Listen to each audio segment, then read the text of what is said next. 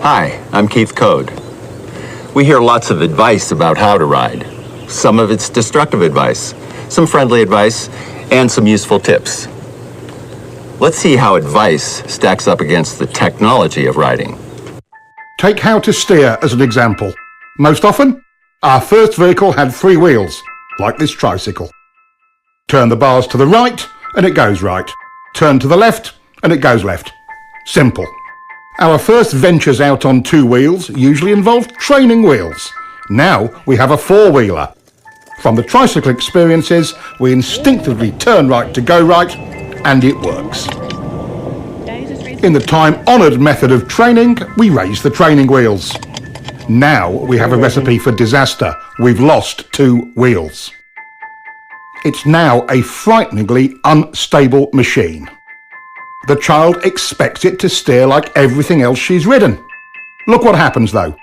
She steers to the right and the bike tips over to the left, just like all 2-wheeled devices. Just go for it. Even with all the bad advice, out of our sense of survival, we somehow make it work. She has never balanced But do yet. we Lower the training understand wheels, you'll kill the her. underlying technology of it? Look ahead of Keith. All 2-wheeled vehicles steer differently to 3- and 4-wheelers. To go right, you apply pressure to the right handlebar. That action initiates the turn. The bike then leans over and the front wheel turns into the turn. It's called counter-steering. That's why training wheels are so confusing at first. It's counter to everything the child has learned. Lean into it. There you go. There you go. Hey, good job.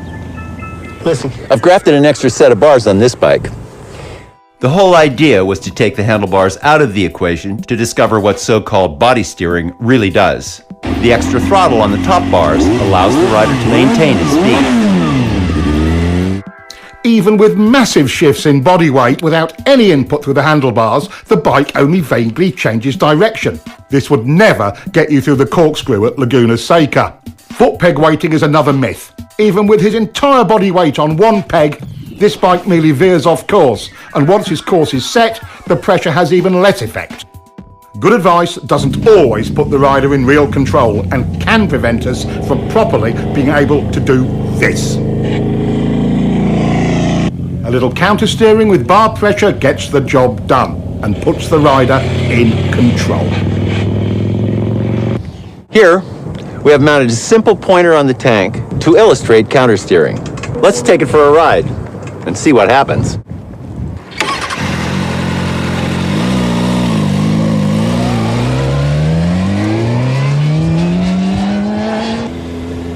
See how the pointer shows the bars moving first to the left and then right, and vice versa? This is counter-steering. It's the only way to accurately steer a motorcycle.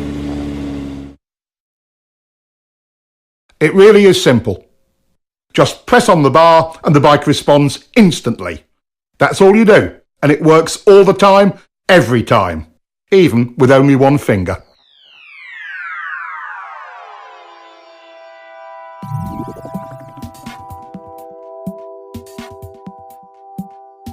The idea that we lean to steer comes from the fact that when you lean right, you unconsciously pressure the right handlebar, and that counter-steers the bike right.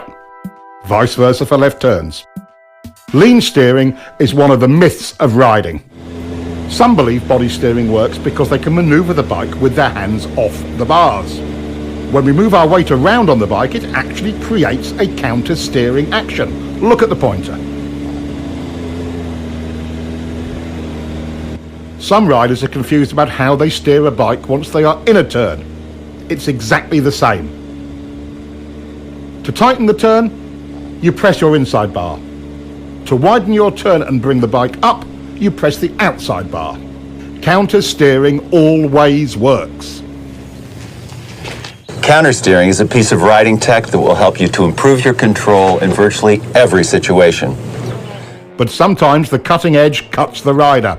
What's needed is the riding technology to match the machine's technology. After over a century of development, motorcycles are truly precision cornering machines. But that doesn't eliminate rider error. What stops most riders from being able to use all of that potential?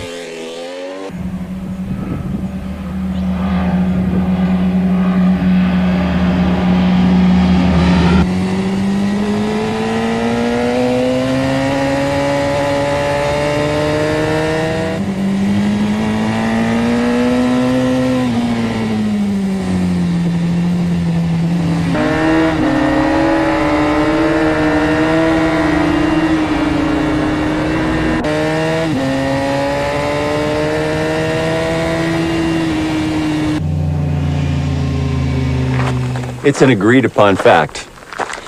Our instinctive survival reactions, our SRs, ruin a rider's hopes of being confident and in control.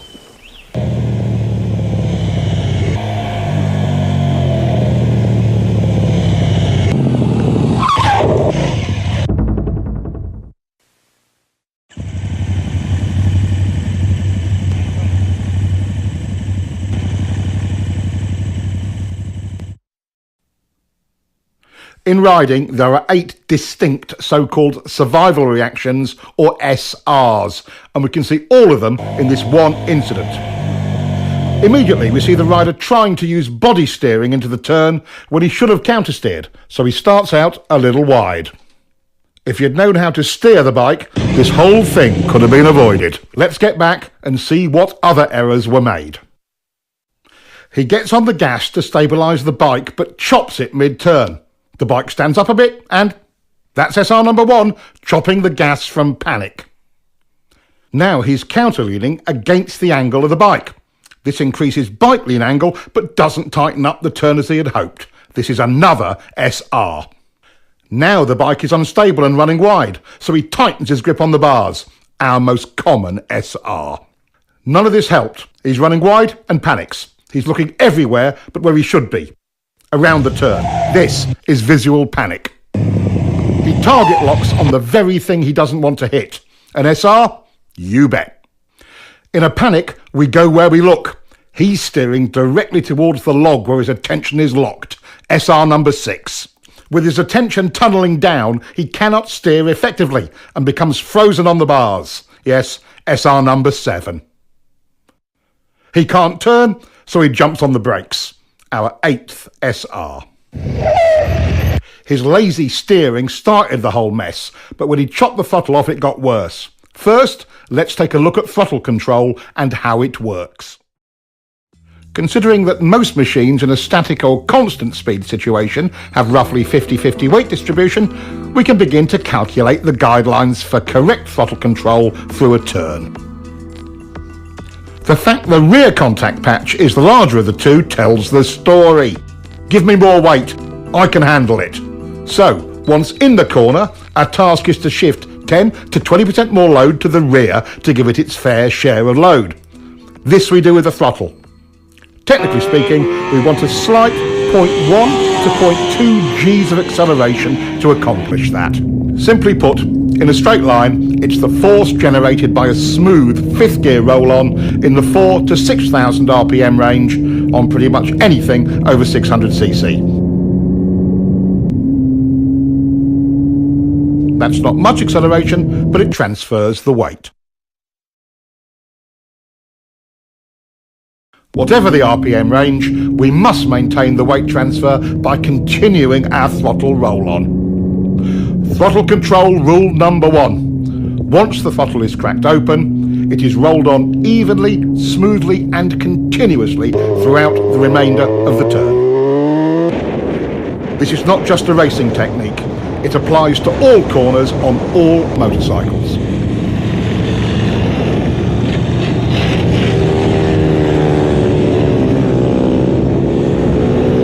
Once the correct transfer of weight is achieved using the throttle, any big changes in that weight distribution will reduce available traction, which is especially important in poor traction conditions. Once the bike is fully leaned over, violating rule number 1 with poor throttle control will underweight or overweight that particular tyre bike combination. Here again, even in poor traction conditions, good throttle control gives maximum stability and grip. Slides aren't the only negative result from rolling the throttle on and off. For track riding and racing, each throttle on-off or even just a hesitation will cost you time, at least 1/10 of a second, about a bike length, in a slow to medium speed turn.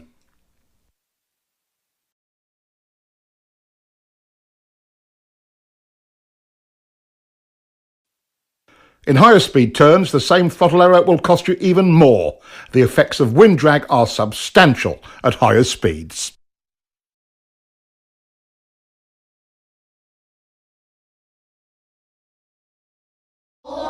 This rider is late on the gas and gets very hard sudden acceleration out of the turn. This rider is trying for good throttle control and has nice clean roll-on, not the same fierce acceleration as the first guy. But what is the actual result in exit speed? Let's look at the radar. A huge difference.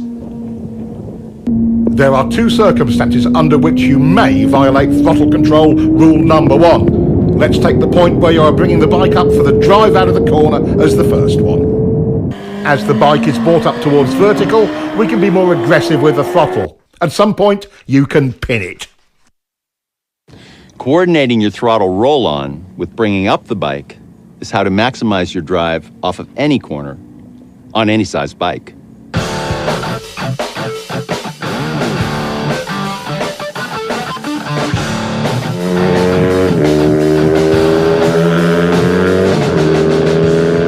Most riders wait until the bike is nearly upright before they increase the roll-on rate. The skill of it is in accurate timing of the pick-up and roll-on. What difference does it make? Quite a lot. The second exception to throttle control rule number 1 is traction control. Riders can be far more aggressive with mid-corner and exit throttle. Double apex turns are the other exception to the throttle control rule. Since you're actually dealing with 2 turns, it's okay to roll off or stop the roll-on between the 2.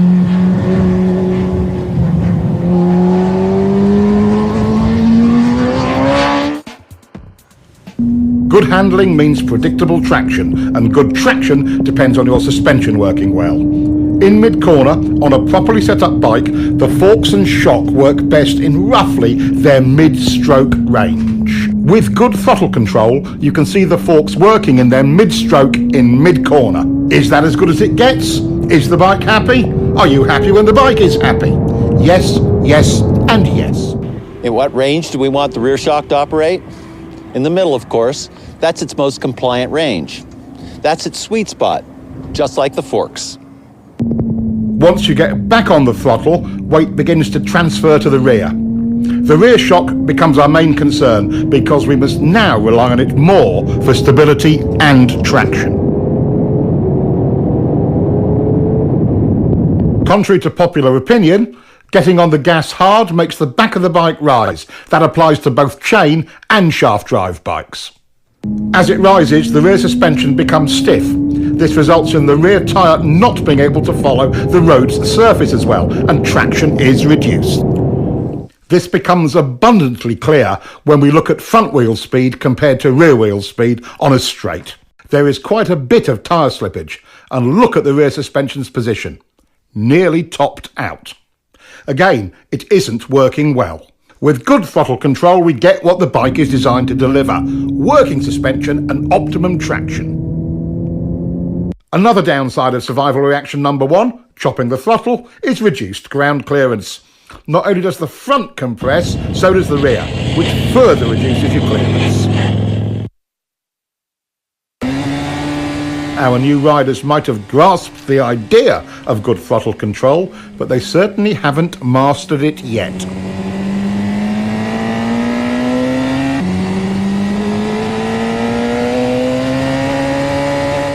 Your forks, shock, and suspension settings create the potential for good handling. Your throttle control brings that potential into reality.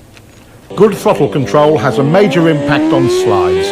In controlled slides like these, good throttle control maintains stability. In unwanted or unexpected slides, chopping it makes it worse. Watch this. Good throttle control in reverse can save you from the high side. His smooth roll-off works much better. Practice your roll-off as often as your roll-on. When the time comes, it could make all the difference. Without getting into anything really nasty, like oil on the road, what are the usual conditions that activate our off-the-gas SRs? How about some of these? Water and sand are two big concerns for most riders. While you must not be aggressive with the throttle in situations like this, you certainly don't want to chop it either. What is your best bet if it's really slippery? Well, pick it up as best you can. The less lean angle, the better.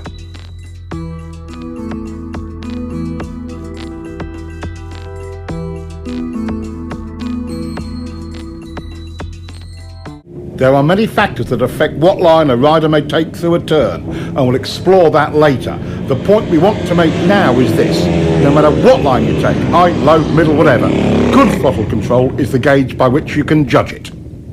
Riders are often confused about why the bike initially stands up and runs wide when they get off the gas mid-turn.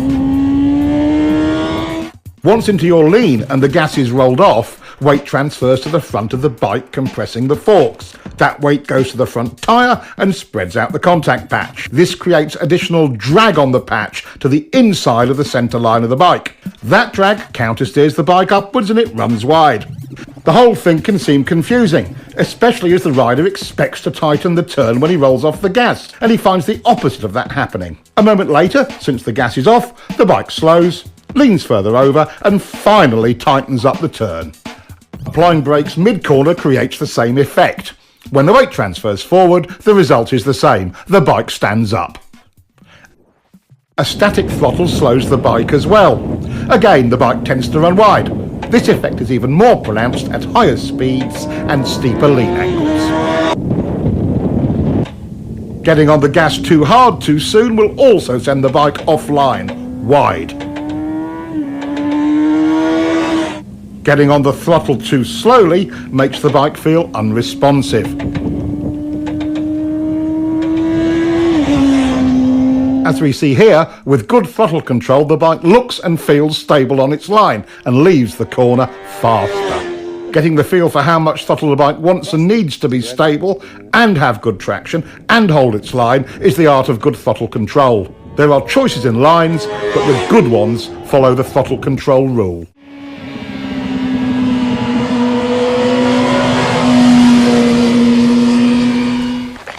Let's look at all 6 of the off-the-gas results and see why it's so important to follow the throttle control rule and get back to the gas as soon as possible once the bike is turned. Weight transfers forward, changing our available traction. We've lost our suspension's mid-stroke sweet spot. The bike will tend to overreact to rough pavement and can become a bit twitchy. By creating some instability, the bike initially tends to run wide. As we saw before, we lose ground clearance on both ends of the bike. And lastly, the bike slows down. These are the 6 results you get from waiting too long to get back on the throttle. Getting back on the gas as early as possible solves all of these. The bike becomes planted and predictable, but can you get on the gas too early? This rider got greedy with the throttle way too early, but the solution was correct. Roll off, reduce speed, repoint the bike, and then roll back on. To add lean and throttle at this point of the turn is a common cause of crashes. But this is the way it really should be done.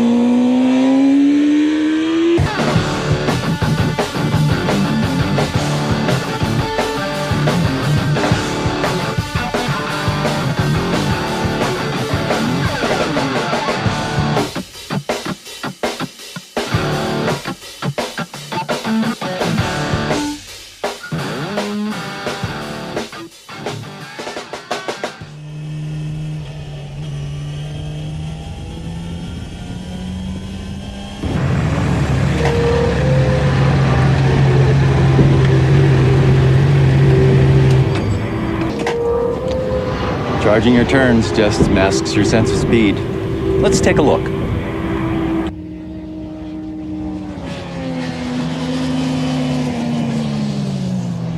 Charging any turn tends to narrow our field of view. When we lose our reference points, it affects our sense of speed. This is one of our SRs. Our new rider is still charging corners and chopping the gas. That will cost him turn entry speed and a clean early roll-on.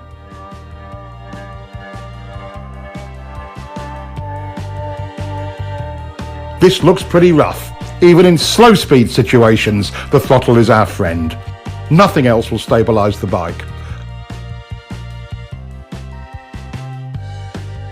Once you've mastered your throttle control SRs, you have taken a giant step towards control over the bike and confidence in yourself at any speed.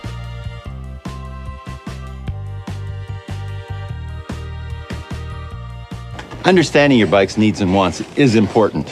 You don't have to be world champion to see throttle control optimizes your bike's suspension, smooths out rough surfaces, helps you hold your line, and optimizes traction in practically every situation. Let's take a close look at how excess rider input creates instability and tires out the rider. Here again, holding on too tight causes the rider to receive too much input. The tighter you hold on, the bigger the bumps seem. Small shakes from the front end are amplified as well. Why are the bars moving? What are they searching for? They're trying to find a position that will stabilise the bike by maintaining the correct tracking of front and rear wheels. The bike does this without any help from the rider. If the rider could hold on tight enough to stop the bars moving, he would only amplify that wobble. The force he puts into the bars creates resistance and a ploughing effect at the front tyre's contact patch. Now the back of the bike wants to rotate around that resistance and the wobble becomes even worse. Setting a wheelie down crooked is an extreme example of this.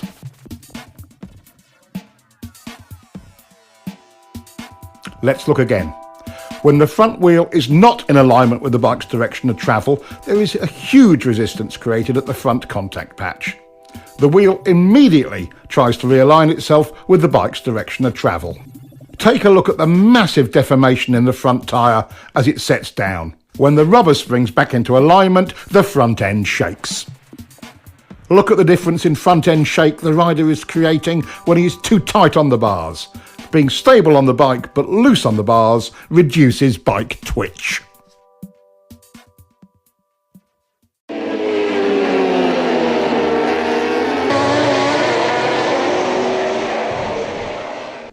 Holding on too tight transfers engine and road vibration to your hands and arms, tiring them out and making them numb. This in turn causes you to hold on even tighter. This same elevated level of feedback can, again, easily distort your sense of speed. When the rider responds by tightening up on the bars, it gets worse. This is SR number 2 once again, tightening on the bars. Over poor surface conditions, a rider who tenses his back gets out of harmony with his bike and will tend to bounce in the saddle. This causes extra suspension action. Your legs are a terrific help to your bike suspension in these situations. Riding light in the saddle using your legs with a loose and slightly arched back helps enormously. Most riders become anxious about being blown around by other vehicles or the wind and tighten on the bars. As the upper body is buffeted by the wind, the bike is being steered by the wind. Ride loose like this and the wind's effect on the bike is reduced. Other key rider jobs are similarly affected by holding on too tight. Being stiff on the bike while riding through bumpy turns tends to turn the throttle on and off. Suspension and traction are affected because good throttle control is not maintained. Riding loose solves this.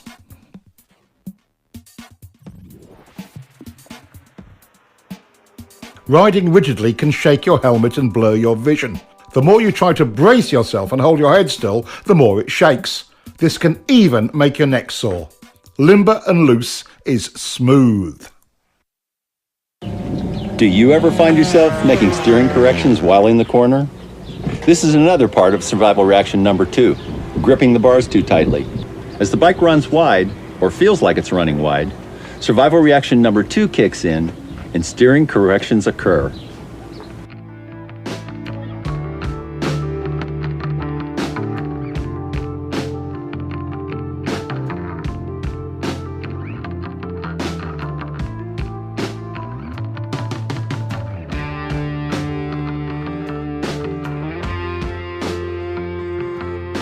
This all makes the bike more unstable and it runs wide in the corner. How much actual bar pressure is needed to hold your line? As you can see, with good throttle control, none. Like most avid cornering enthusiasts, you've tried to hang off. There are several key elements we'll cover on this. First, when do you hang off? One of the more common beginner errors is moving over into a hang-off position right at the turning point. Notice the bike wiggling? The rule of thumb is to pre-position your hips just before you roll off the gas. This method will reduce problems from unwanted handlebar and body inputs. The second novice knee-jogger error is hanging off too far. Enough is helpful, too much is awkward and does more harm than good. Notice how stiff the rider is when off too far.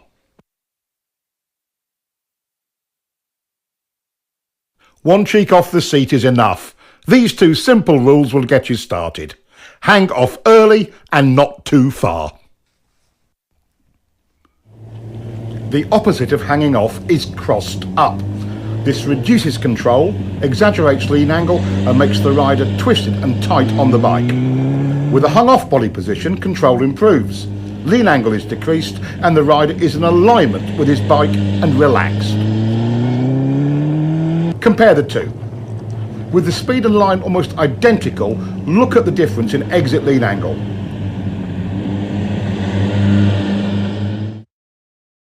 Less lean equals more throttle and better drive. Now let's compare straight up riding with hanging off and see if there is a difference. Here he is riding straight up. Once again, at nearly identical speed and line, there is a measurable difference in lean. Body position on the bike can positively or negatively affect your riding. He could have gotten over sooner for this corner. Getting over before turning, he's smooth as silk entering the turn. Both errors here, moving over while turning, and he's off too far. The problem is compounded when you lose connection with the bike. He's remedied that. Now back up a bit. There he goes. His arms can now be loose and relaxed. When the whole body position and turn entry package is done right, it affords a rider the maximum of control with the absolute minimum of effort. Here's another view of a clean, loose run through a turn. The human machine works this way. When the lower body is unstable, we must rely on our arms and torso for support. Once the lower body is stable, we are at liberty to relax the torso and get great body position. Notice how much lower he can go without tension. Let's look at the difference between his moves on the bike when disconnected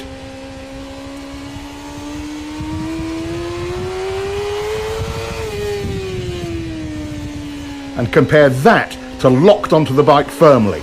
Much more relaxed and in control.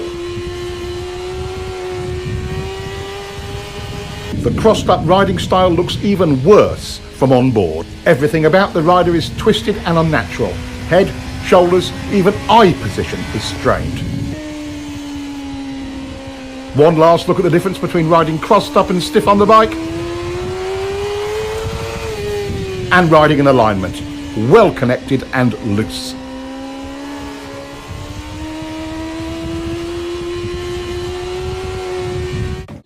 It's easy to see how we can create instability with the bike. What design features do sport and sport touring bikes have to help prevent that? Why do sport bikes even look the way they do? High-backed seats anchor the rider more firmly, reducing the need to hang on by grabbing the bars too tightly.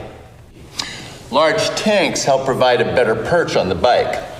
Some riders use it for elbow or forearm rest during cornering. They can also provide a resting place for the upper torso. Knee cutouts on the tank's side provide a more stable way to hold on, allowing the rider to use the bars less. Rear set foot pegs are really important. They give the rider a more stable perch for moving around on and steering the bike. If this bike had cruiser pegs like this, it would be unrideable. In fast turns, trying to anchor yourself firmly on the bike requires something to hold on to.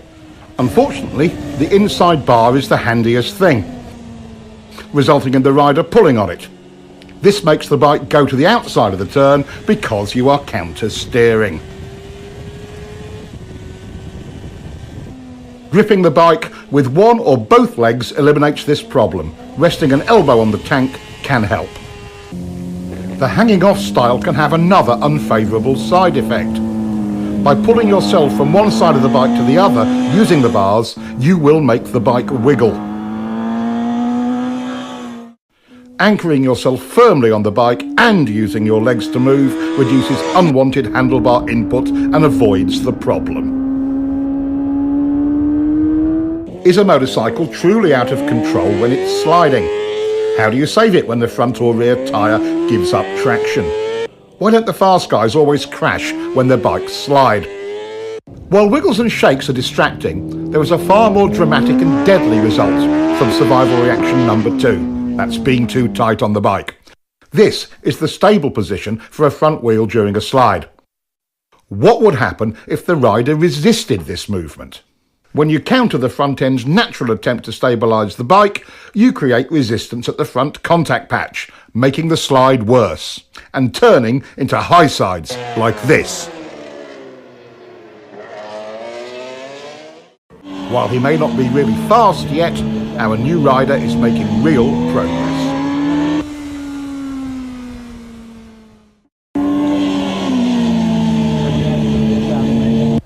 The three most common reasons for front end slides are 1. Overbraking going into turns. 2. From overloading the front tire. This is called pushing the front end. The standard solution to a pushing front end is getting back on the gas. And 3. From slippery surfaces. Fighting the front will make you crash. Letting the bike do its own thing, relaxed on the bars, is the right choice. You are dangerous to yourself to the degree you let this survival reaction number 2 grip you in its claws. Take control by doing nothing. Let the bike stabilize itself.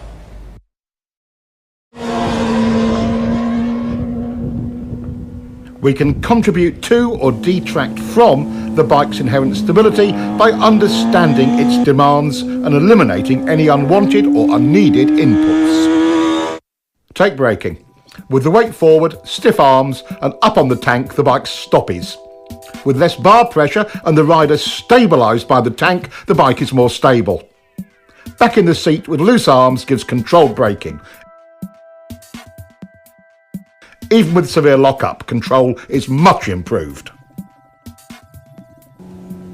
An all too common error is twisting to the inside of the bike. He's trying to gain stability but creates tension. Even if you don't hang off the bike, stabilising your body is still important. Gripping the tank with one or both of your knees as you go into and through the turn is simple and efficient. The more firmly you anchor yourself, the easier it is to relax your torso and arms. For mid-corner, suspension is set up for a given amount of weight fore and aft. The bike cannot compensate for you moving around on it. As we've covered already, get into your fore and aft position on the seat early and stay there. Just to recap, your bike's suspension can be adjusted for a variety of road and track conditions, but you cannot adjust it for excess rider input. By being loose, the rider allows the bike suspension to perform at its best. The main points of rider input are: hanging off too late creates instability. Get over early. Hanging off too far creates instability as well. Being disconnected on the bike looks like this. Locked on is better. Twisted on the bike. Going with the bike. The seat provides stability and so does the tank.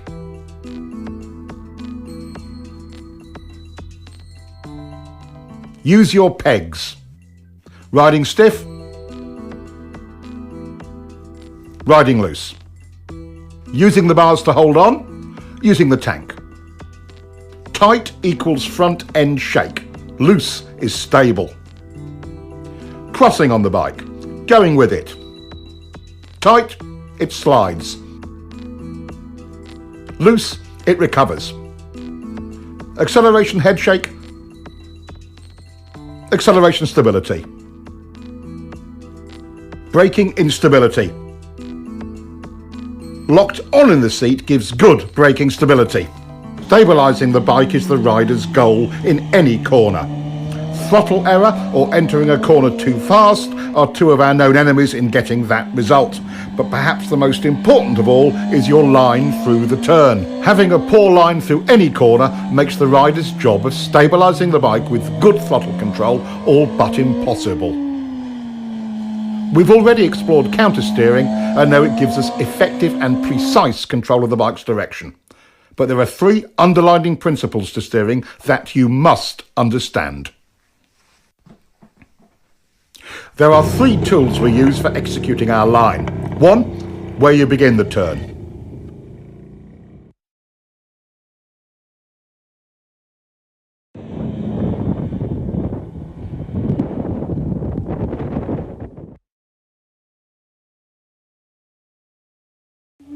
Two, how quickly you flick the bike over.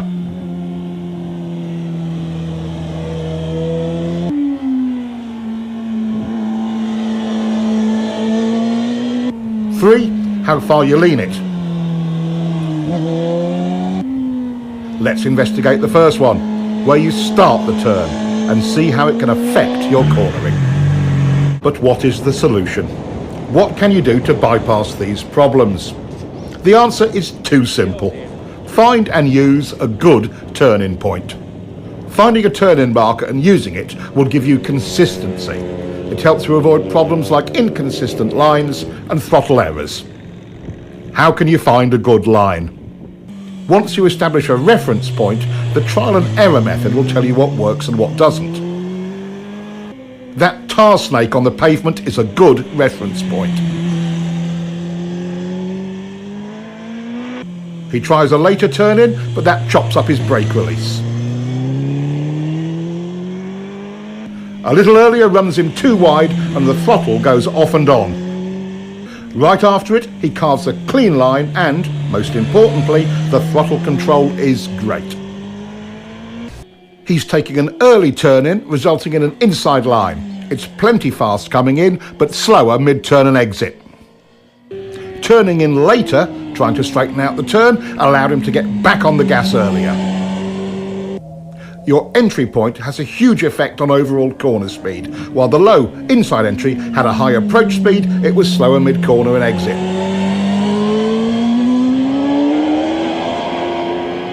The higher outside turn entry allows him to point the bike more towards the exit. Even before mid-corner, he's back on the gas.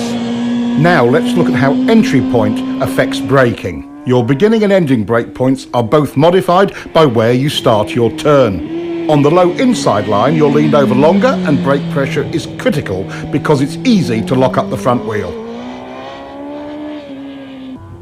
On the later turn entry, it's easier and safer because more braking is done with less lean angle, and it most often is completed earlier, allowing the rider to get back on the gas.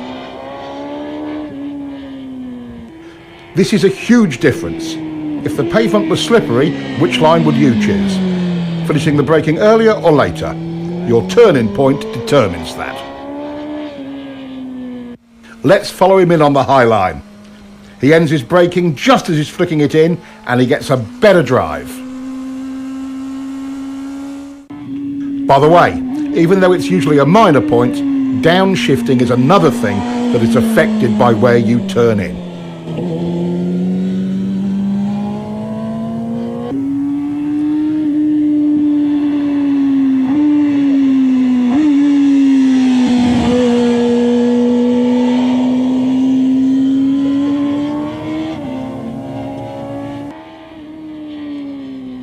Of the key tools of turning, one is how quickly you can get the bike over.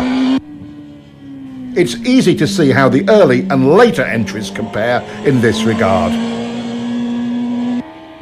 The low entry requires lazy steering. You can't flick the bike onto its line.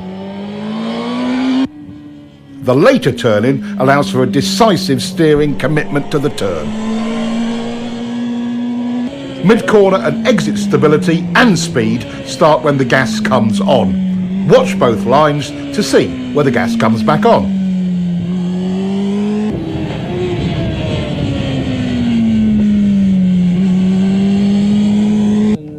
Our later entry rider was able to get back on the gas 37 feet earlier. That's 5 bike lengths. Earlier on the gas means stability through more of the corner. Your turning position has an enormous effect on that. That's 6 points so far. A good drive off the turn is number 7. Low line entry checks your drive because number 8 on the list, lean angle, also comes into play. You were leaned over further and longer from a low line entry.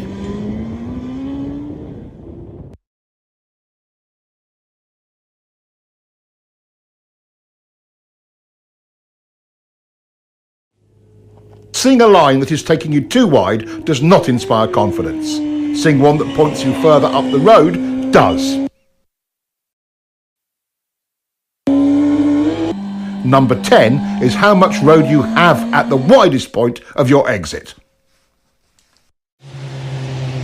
On the street, the same principle applies. Staying in your lane through the middle and exit of the turn is all easier with a later entry point.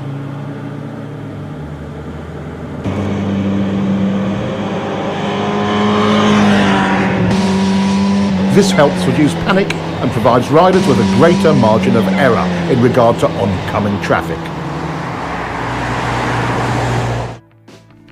The 11th and final aspect that is affected by our turn point is mid-corner lean angle correction. While they may seem like a fact of life, they're a common rider error that results from this same tech point: early turn entry.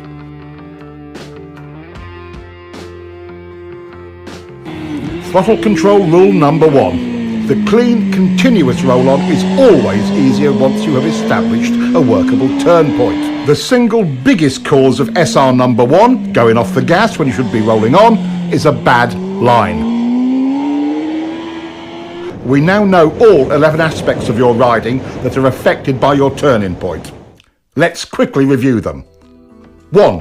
Where the brakes go on. 2. Where the brakes go off. 3. Where the throttle comes back on. 4. Where the bike is pointed once fully leaned over. 5. Where will you finish the turn? How wide will you run at the exit? 6. Where will you downshift? 7. How much lean angle will you use? 8. How many, if any, steering corrections will you make? 9. How quickly or slowly will you have to steer the bike? 10. How much speed you can approach the turn with. 11. How quickly or slowly the throttle may be applied. Good. Those are the 11 things affected by your turning point. Now, let's look at how quickly you turn the bike and how that affects your cornering.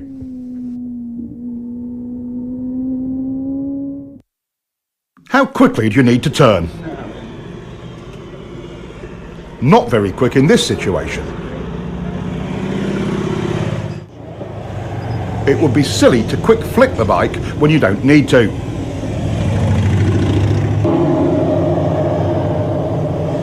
Here's the perfect flick rate. Being able to get a quick, clean flick has many advantages.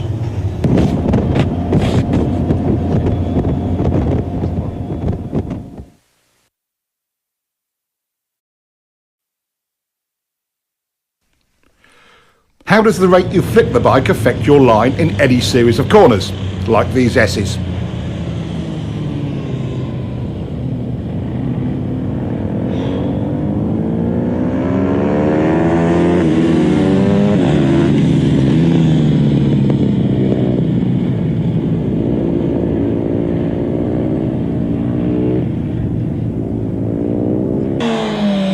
This rider's turn rate was too slow to get him on line to set up for the next corner. This rider makes the same approach, starts his turn at the same place and is running the same speed and with a quicker flick. His setup for the next turn is a perfect line and it will work exactly the same way for you.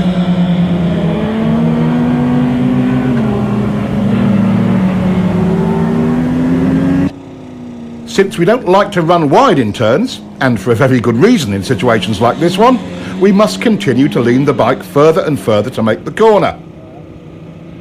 Lazy steering forces you to lean the bike more than is necessary, and you'll be leaned over longer.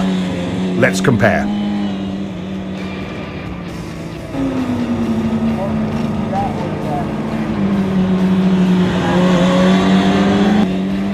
The quicker flick brings the bike onto the desired line. No extra lean needed. Look how much space he has on the outside of the turn. That would come in handy on the street, in an emergency, or on the track for speed.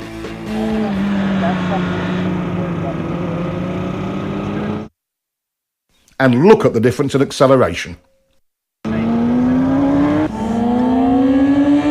The approach speed and turning point for both riders was very similar.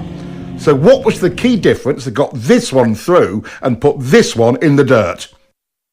Let's look again. At this lazy steering rate, even if he leaned it over further, the results would have been the same, or worse.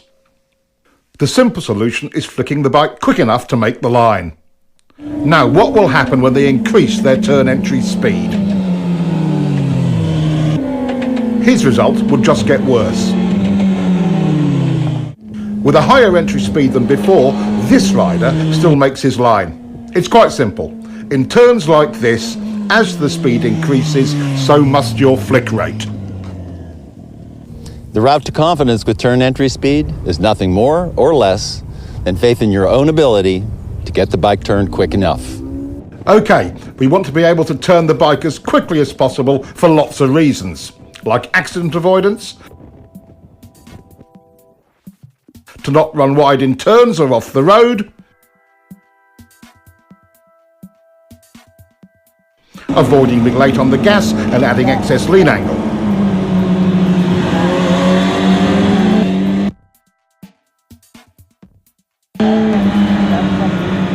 Not to mention, you'll get a better drive. How do we make this possible? How do you become efficient with your steering? What works and what doesn't work? The plane of rotation of the bars looks like this. At a steep angle like this, half your input into the bars goes straight down and is a total waste of energy. At this angle, you're still only 75% efficient. Here, your input is in line with bar rotation and is 100% efficient. This is another great example of how understanding the technology puts you in full control. A simple experiment will tell you if what I say is true or not. Get forward on the bike and position yourself directly over the bars and try to push the bike down into a lean. A lot of effort, but not much happens. All motorcycles work this same way. It's the horizontal rotation of the bars that gets the job done. A huge part of rider confidence is knowing you can quickly turn when you want to or need to. It's not about the kind of bike you ride, it's all about control.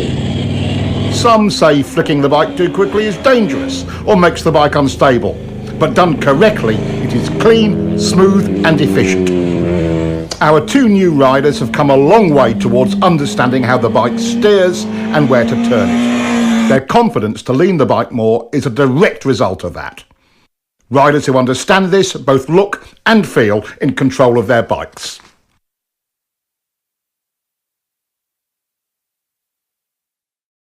In double apex turns like this one, things can sometimes feel a little busy. Trying to maintain a continuous throttle roll-on only runs you wide because it's really two turns. But the rider has more choices. Just roll the gas on a little bit and hold it there. Not horrible, but not really stable either. Get on the gas and then off to turn it for the second part of the turn, then back to the gas. But that only chops it up, doesn't it? He could go in hard and brake a bit, then on the gas again. That could work, but you'd better be super smooth. Okay, how do we do it? Timing is critical. Getting back into the throttle early stabilises the bike. Then, mid-corner, instead of rolling it off, he just stops rolling on. Here is where your body position comes into play in a big way. When you stop your roll-on, some weight transfers forward. If you are low and to the inside of the bike, it hooks around, tightening the bike's turning radius. That helps to get it pointed toward the exit without upsetting the bike. Look at how much earlier this rider is getting into his down and to the inside body position.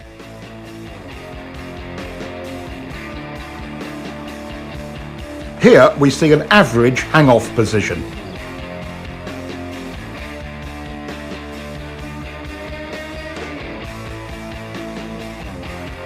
Here's a more aggressive body position. Notice he's able to hold a tighter line.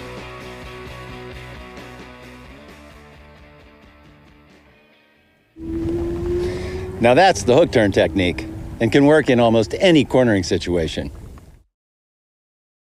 On the road, this technique can be used quite effectively if you find yourself running wide in a turn. Dropping to the inside and down position, plus a smooth roll off or momentary hesitation, not a chop off of the gas, tends to tighten the turn for you. And don't forget to look where you want to go. That's way better than the alternative. Here is a technique that can aid you greatly in your efforts to steer your bike accurately.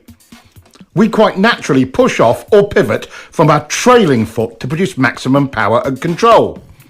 With that in mind, using the left leg to generate the power to press on the right bar and vice versa is a logical step.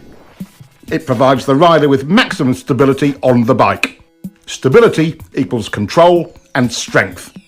As we lock our lower leg into the bike from the foot peg to the tank, we begin to create lower body stability. The next step is a slight tightening of the thigh muscles. This locks the pelvis in position, which then provides a stable base for the whole torso. With the torso stable, the rider's ability to apply pressure to the bars is vastly improved. We call this pivot steering. You might call it power steering, because once you master it, it feels so easy to steer the bike. Work on your quick turn. It pays huge dividends in control and confidence in any situation on any bike.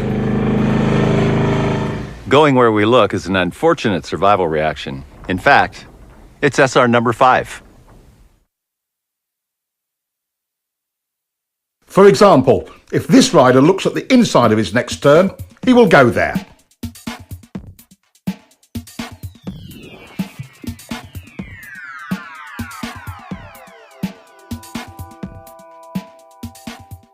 Once our attention becomes fixed on something, we steer towards it. In common parlance, it's called target fixation, and that's what causes riders to take too early an entry into corners, or run wide, like this.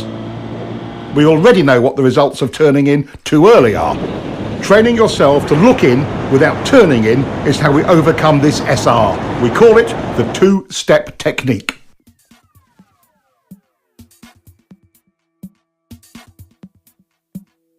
It's also the key to finding a line that doesn't take you in too early, even on unfamiliar roads. Your first step is to estimate a turning point on the road ahead. You don't know the road, so you're just establishing a temporary reference point. Step 2 is find your mid-corner position. Where you clip the inside of the turn is your apex. The trick here is looking in to find it without turning the bike in at the same time. Now he looks in, but notice how he is staying wide in the corner. Now, would you be able to see a line from this position? No. Keep looking, but don't turn yet. How about from here? Not yet, but it's getting better. Okay, now you can see your apex clearly. That's exactly where your turn-in point should be. Nothing provides more confidence than knowing you're on a good line, and it does wonders for your throttle control. Let's take a look and see if we can sort out his inconsistent lines. He ran pretty wide on that pass. Let's see how he is timing his look in and turn in. Big mistake. He's looking and turning. Now he's not running as wide, but it's another different line. The two-step visual technique solves more than just where to turn into a corner. It can also help with your consistency. In the end, your lines will only be as accurate and consistent as your visual skills. Knowing exactly where you want the bike to go before entering, using the two-step technique handles that. Applying the two-step technique allows the rider to gain space and time at the entry of the turn, to apex and pick up his next turn point accurately. Once you truly learn to lead with your head and eyes, you'll be able to enter all corners smoother, more accurately, and, for track riding, usually faster. It's as good as it gets. Using the two-step turn entry technique also helps combat the look-in, go-in early SRs. By training yourself in this technique, you'll always be 2 visual steps ahead in every turn entrance. Hard braking can be both confusing and terrifying. No other control action on the bike can produce such dramatic results with so little effort. Most riders' survival reactions run wild under heavy braking. Brake technology has come a long way.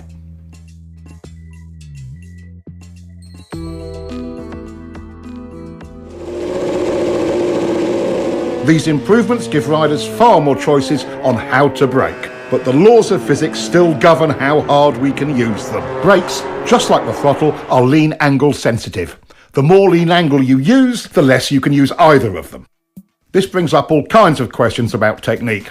Should I do all my braking straight up? Or should I trail the brakes into the turn?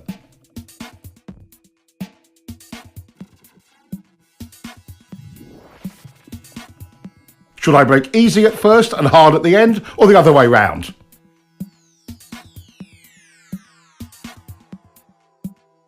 How about easy, then hard, and then easy again?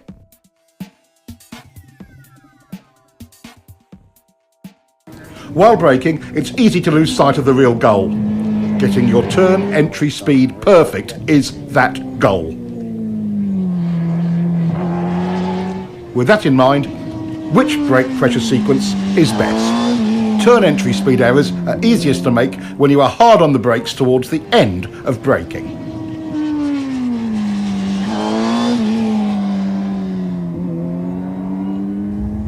In the fine art of braking, gradually trailing the brake off is the way to accurately find your entry speed.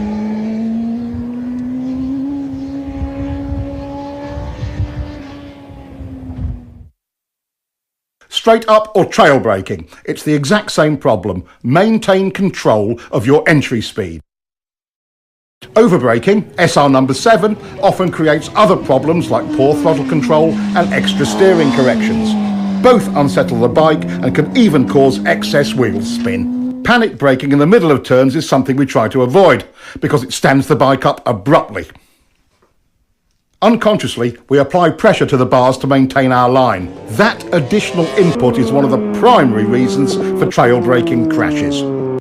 Restraining bar flutter does not let the front end follow the road, which reduces available traction even more. Despite its dangers and drawbacks, trail braking is a useful tool. Just imagine yourself leaning into a turn at 200 miles an hour with the brakes on like this. If you have to brake in a turn because of an emergency, like debris or a surprise decreasing radius, bringing the bike up as you do it is your best hope for not washing out the front end. Simultaneous braking and downshifting smooths things out and reduces distractions. This helps you get your turn entry speed right. Watch the timing of the clutch and throttle action in slow motion.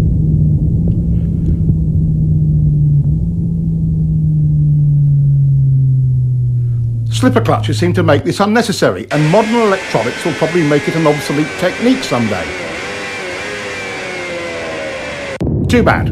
It's quite fun when you get it right the old-fashioned way. Riders come up with all sorts of strange variations to solve braking and downshifting. He's downshifting first and braking later. That's unnecessary engine abuse. Use the brake first. Pads are cheap, engines are expensive. Some just downshift and don't bother to use the brakes at all. In some situations, when brakes aren't needed, that's okay. But again, pads are cheap.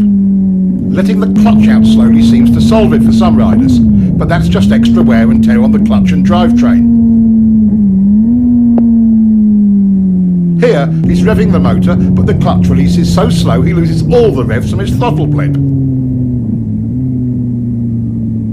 Many riders use this sloppy method of downshifting. No revs at all and a slow release of the clutch.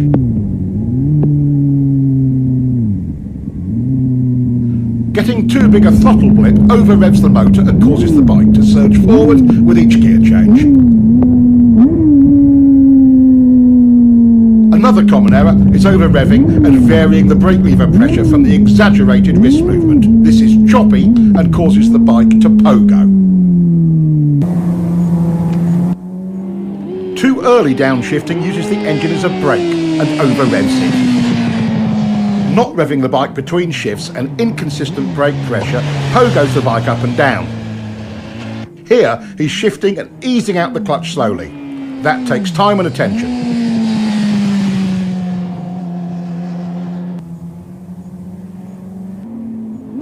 He's revving it, but too high, and still on and off the brake lever, pogoing the bike.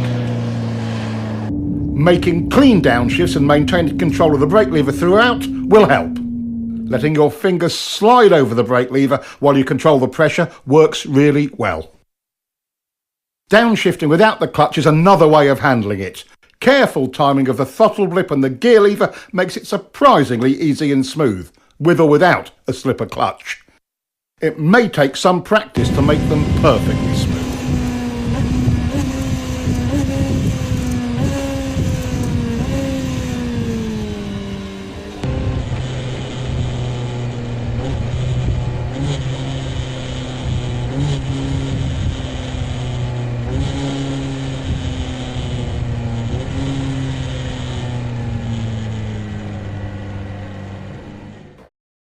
Traction is the obvious limiting factor on our speed and direction changes. We've explored how throttle control, rider input and surface problems can affect traction, but let's take a closer look. A new rider's perception of traction is a little sketchy. As we gain more experience with traction, our perception improves.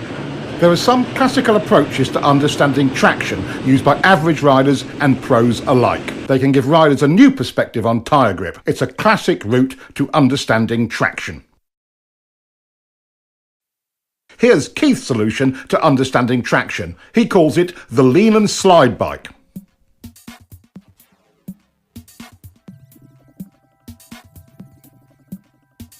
About this time, most riders would chop the gas in panic. It takes a lot more to lose traction than most riders think, but there are situations you should be aware of. Of course, if the tire was new and not yet scrubbed in, or too old, too cold, tire pressure was wrong, over or under inflated, if you were riding on a slippery surface or a polished surface, leaning the bike over too far, other mechanical problems, it would slide. The slide bike helps train riders to avoid slide errors. Watch what happens when he chops the gas.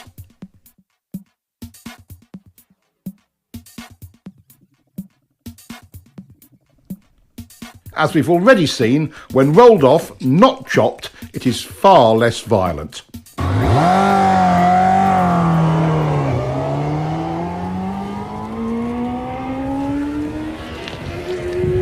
Overriding the grip of new or cold tires is a classic novice riding error. Even at relatively modest lean angles and speed, a cool tire on a cool day can surprise you when you first go out. It doesn't take much to slide. Tire grip and temperature are proportional. A cold tire feels like it has maybe 25% its normal grip. A warm tire on a warm day feels more like 75% or more right away. Don't be a fool. Gradually bring the speed and the temperature up. Never trust the tires. Trust yourself. Learn to bring them up to temperature according to conditions. In generally good conditions, as we have here, modern tyres deliver excellent traction. Good throttle control is the foundation that allows a rider to explore the limits of traction. Even with good throttle control, a small slide can start or get out of hand when the rider is tense. The rider's ability to be comfortable with traction limits depends upon having the key elements of throttle control, rider input and visual skill.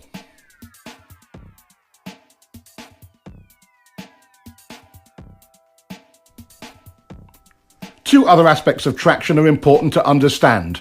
The more lean angle you use, the less side grip you have. The solution?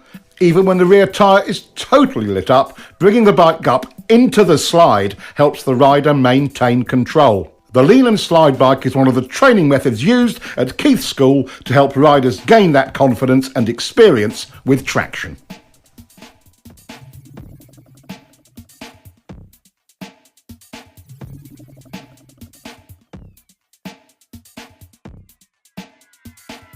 All 7 factors, visual skills, steering, turn points, line, rider input, lean angle and picking up the bike must be under the rider's control for him to be confident with the throttle and with traction.